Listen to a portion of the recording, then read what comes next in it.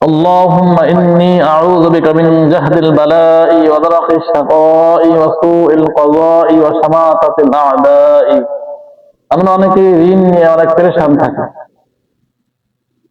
ঋণের বোঝা নিয়ে অনেকে দুনিয়া মৃত্যুবরণ করে, কেউ বা মৃত্যুর দিকে ধাবিত হয়, কেউ বা এলাকা ছেড়ে অনেক দূর দূরান্ত চলে যায়, কেউ বা দেশ ত্যাগ করে অন্য দেশে আশ্রয় গ্রহণ করে ঋণের জন্য।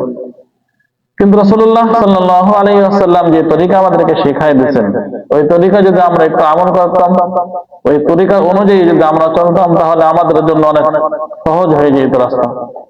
রাসূলুল্লাহ সাল্লাল্লাহু আলাইহি ওয়াসাল্লাম দোয়া শিখাই দিয়েছেন, যে ব্যক্তি সকাল সন্ধ্যায় দোয়া 3 বার অথবা 7 বার করে পড়বে, 3 বার করে পড়বে, সমস্ত ঋণ থেকে আল্লাহ তাআলা তাকে মুক্তি দান করবেন, আল্লাহ তাআলা তাকে হেফাজত করবেন। অথবা ঋণ পরিশোধ করার জন্য আল্লাহ তাআলা কোন রাস্তা বাতলাই দিবেন তার সামনে, যে রাস্তা সে ঋণ পরিশোধের জন্য তার জন্য সহজ হয়ে যাবে। এজন্য আমরা রাসূলুল্লাহ সাল্লাল্লাহু আলাইহি ওয়াসাল্লামের তরিকার উপর আমল করার চেষ্টা করব, তাহলে দুনিয়া এবং আখিরাতে আমরা সফল কাম হব।